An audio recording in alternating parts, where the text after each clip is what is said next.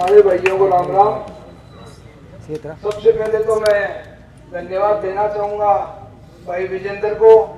विजेंद्र, आप सबको बता दूं, जैसे अपना गांव बेनी वालों से विजेंद्र भी बेनी वाला भाई है, ताली मारते हुए बेनी वाला भाई है। और पहले स्पोर्ट्स पर्सन है जिन्होंने एक ओलंपिक का मेडल, पहला ओलंपिक का मेडल भारत के लिए अगर किसी ने जीतेगा तो भाई विजेंद्र ने जीता था। तो साथियों, मंच पर बैठे भाई विजेंद्र जी, खोट साहब, रामकोट खेड़का जी, मास्टर हरि सिंह जी, अन्य सम्मानित मंच, मेरे सामने गांव के मेरे आदरणीय बुजुर्गों, नौजवान साथियों, प्यारे बच्चों, जहां तक आवाज जा रही माताओं बहनों, बारी बारी थारे बीच में आगे रोज रोज लेक्चर देने को कोई तुम कोच बने। कल परसों ही आया, पीयू कला आया, बुड्ढा साहब आया, पीयू कला, फिर अब थाने पार्टियां के बारे में विशेष तौर पर बता दिए। अब बिल्लू कई जगह कह तो फिर है पौन ने तो क्या कब्जा ही कराया, तो ये मतलब सरदार तो वही है, हेड तो वही है, कब्जेदारी है वो है, कब्जादारी वही पड़े और तो कोई पड़े ही तो नहीं सगा और के मेरे सगे के कराएगा, मतलब सारा वो सरदार तो वही है। कब्जा इसो शहर बता दो जठे में कब्जेदार है जमीनों पर, इसो कोई शहर हरियाणा में, दिल्ली में, सिवाय कब्जा करवा की कोट करो। कोई जो अच्छी बाड़ियों आ गया, अच्छी गाड़ी लेके आ गया तो मेरी चाबी मांग ली गाड़ी की, मेरे छोरों ने पसंद आ गई है गाड़ी की चाबी दे जा, मेरे छोरों ने पसंद आ गई, कोई अच्छी गाड़ी आ गई तो अगर कहीं खाने पर फार्म हाउस को बुला लियो तो कहे तेरा फार्म बहुत अच्छा है, ये तो मेरे को दे दे, मेरे बच्चों को पसंद आ गया। कहने का मतलब सिवाय लूट और घसूट के कुछ नहीं किया। साथियों, भाजपा के बारे में आपको पता है, अब तीन काले कानूनों का बहाना लेके उंगली काट के शहीद होने की कोशिश करी ताकि सारे हरियाणा में अपना नाम चमका सके। नाम चमकाले भी खोई हुई अपनी जो उनकी 85 सीटें, कभी जिस पार्टी की 85 सीटें आती थी वो सारी सिमट के एक सीट पर रह गई, सिर्फ एक सीट पर रह गई। वो भी अब इस्तीफा देंगे मेरे को लगता नहीं है, अब रोड़ा पड़ गया उस सीट में भी, उसमें भी सीट आएगी कि नहीं आएगी, 30 को 2 तारीख को पता लगेगा वो सीट आएगी कि नहीं आएगी। बीजेपी के बारे में आपको सारा पता है, क्या क्या लुभावने नारे देती है, चाहे वो मोदी जी की सेक्टर की सरकार हो चाहे हरियाणा की सरकार हो, सिवाय जुमलों के कुछ नहीं है। जुमलेबाजी उनसे कितना ही करवा लो, आपस में भाईचारा बिगाड़ने में एक नंबर है। अगले को पिछड़े से लड़ा दो, पिछड़े को अगले से लड़ा दो, हिंदू मुसलमान को लड़ा दो, सिवाय इन्होंने 36 बरादरी को आपस में लड़ाने के कोई काम नहीं किया। दोस्तों, 7 साल से मैं लगातार इनके साथ घूम रहा हूँ, मैं इनके पास था, मैं इनकी पार्टी में था, मेरे को चेयरमैन भी बनाया था, मैं 2 बार इलेक्शन लड़ा, लेकिन इन्होंने माई के पुत्र ने कोई काम नहीं किया। मैंने 20 बार सीएम साहब को कहा ये अपनी नहर जो मंगाला नहर का इसको बढ़ाने के लिए 5 किलोमीटर के सामने आपके सामने कितनी मेहनत की, मेहनत करी कौन करी, जितनी मेहनत करी फिर भी अपना कोई फल नहीं मिला, उसका कोई हल नहीं मिला, सिवाय सीएम अनाउंसमेंट के कोई काम नहीं होता। सीएम अनाउंसमेंट इनसे कितनी करा लो, सीएम अनाउंसमेंट हो गए, काम एक नहीं होता। तो साथियों, ये जुमलों की सरकार है। अब मैं आपके और भाई विजेंद्र के बीच में ज्यादा समय नहीं दूंगा, क्योंकि भाई ने भी आगे जाना है, इन्होंने भी एक जनसभा और है, दूर है थोड़ी सी, यहाँ से तलवाड़ा में है, और इन्होंने आगे भी जाना है। और पहली बात तो मैं इनका धन्यवाद करता हूँ, ये मेरे लिए अपने एक बेड़ी वाला भाई के लिए आए, और ये बेड़ी वालों को गाँव है। मैं समझता हूँ एक एक बेड़ी वाले भाई सारे वोट होके इकट्ठे, 36 बिरादरी वोट होके इकट्ठे होके वोट हाथ के निशान के आगे वाला बटन दबा के 30 तारीख को कांग्रेस पार्टी के उम्मीदवार यानी कि मेरे को यहाँ से कामयाब करेंगे। आपका बहुत बहुत धन्यवाद। जय भारत।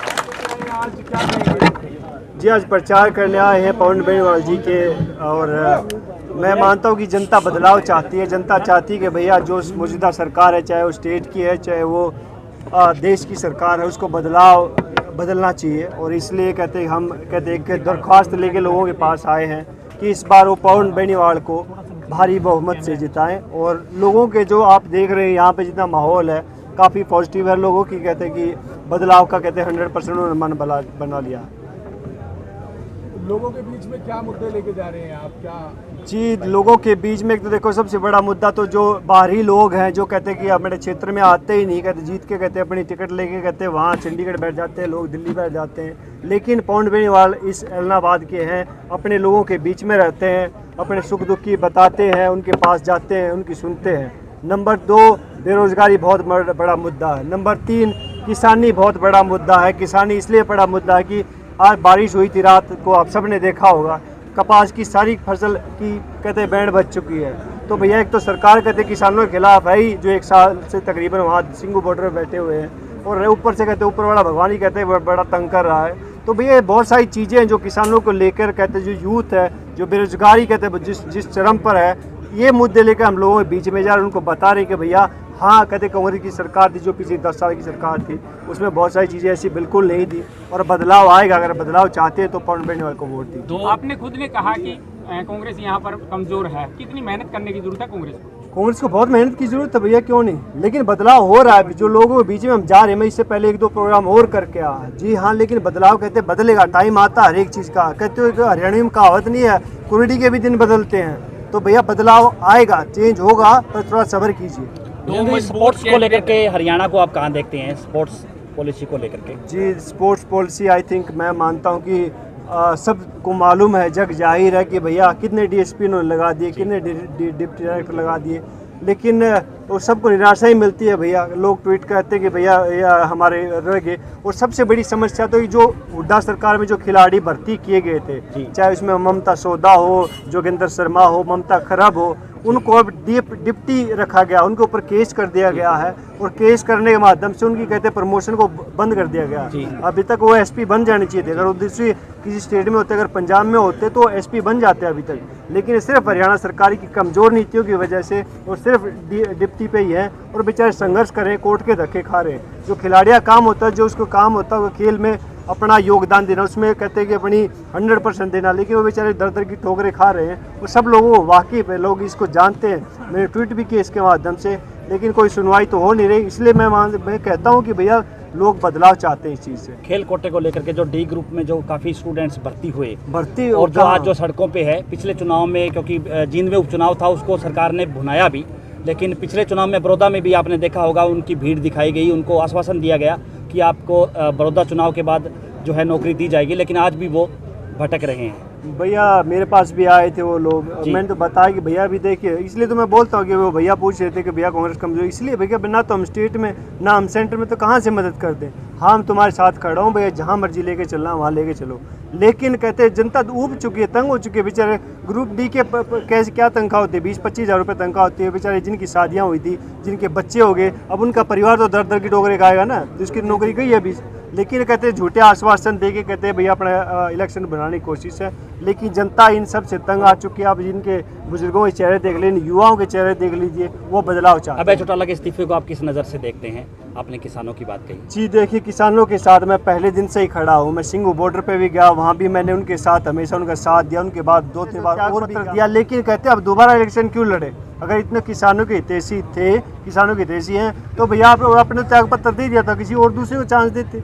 लेकिन भैया सिर्फ कहते हैं कि वो पवन बेनीवाल भाई साहब ने बोला कि भैया सिर्फ कहते हैं सत्ता की भूख है, शायद इसलिए उन्होंने काम किया। क्या स्थिति लग रही है? अभय सिंह चौटाला और गोविंद कांडा भी चुनावी मैदान में है। जी मेरे को जो बताया गया कि भैया पूरे जी जान से लगाया गया, लेकिन जो लोगों का माहौल है, जो उनका कहते हैं कि रुख है, वो बदलाव की ओर है, वो कांग्रेस की ओर है, वो पवन बेनीवाल की ओर है। विजेंद्र का पंच कितना चुनावी मैदान में मजबूत दिखाई दे रहा है? भैया मेरा पंच कहते हैं हम बेनीवाल ब्रदर्स हैं, और यहाँ पे कहते जो खाप है, कहते बेनीवाल की खाप है। हम भी यहीं से गए थे पहले, बहुत टाइम पहले, तो लेकिन हमारा कहते कि एक कर्तव्य बनता है कि भैया इनका साथ दें, इसलिए मैं इनका साथ देने आया।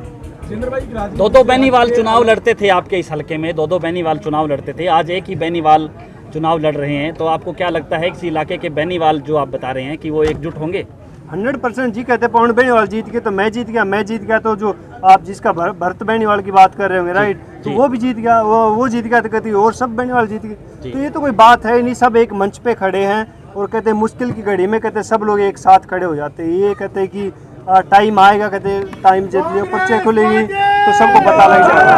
धन्यवाद। जितेंद्र भाई, राजनीति से हटके एक सवाल है, आज एक बड़ा इंपॉर्टेंट मैच है भारत और पाकिस्तान का, सारा देश दुआ मांग रहा है, किस तरह से आप प्रमोट करेंगे? भाई मैं मैच नहीं देखता कसम से, आप क्रिकेट नहीं देखते? नहीं क्रिकेट नहीं देखता। धन्यवाद। हाँ जी पवन जी, आप बताइए हाँ जी, कैसे चल रहा है चुनाव प्रचार आपका? बहुत अच्छा चल रहा है भैया, जी बहुत धुआंधार प्रचार चल रहा है, बड़ा अच्छा सहयोग मिल रहा है, लोगों का समर्थन मिल रहा है। जी सर कितना एरिया कवर कर चुके, कितना? मैं सारा एरिया कर चुका, टोटल के टोटल गाँव हो चुके, जी शहर भी हो चुका, टोटल एरिया गाँव कवर कर चुका जी। हूँ और अभी दोबारा से शुरू हुए हैं। तो क्या माहौल लग रहा है आपको? तीन बाकी चार कांग्रेस दिन के का नेता वक्त भी रह कल गया। से जो प्रचार में आएंगे, दीपेंद्र हुड्डा बाकी जो हाँ, कल दीपेंद्र जी आ रहे हैं, कल जी। दीपेंद्र जी आ रहे हैं, बाकी आपको पता है भूपेंद्र जी हुड्डा आके गए जी। हैं, किरण चौधरी जी आके गए हैं, कैप्टन अजय यादव जी आके गए हैं, जी शैलजा जी लगे हुए हैं, लगातार लगे हुए जी। हैं। हमारे सीनियर जितने भी सीनियर नेता है सब एकजुट, हरियाणा के जितने भी सीनियर नेता है सब एकजुट है, सब एकजुट होकर लगे हुए हैं। क्या माहौल लग रहा है आपको गाँव में? जीत को लेकर बहुत कितने अच्छा का आश्वासन है आप?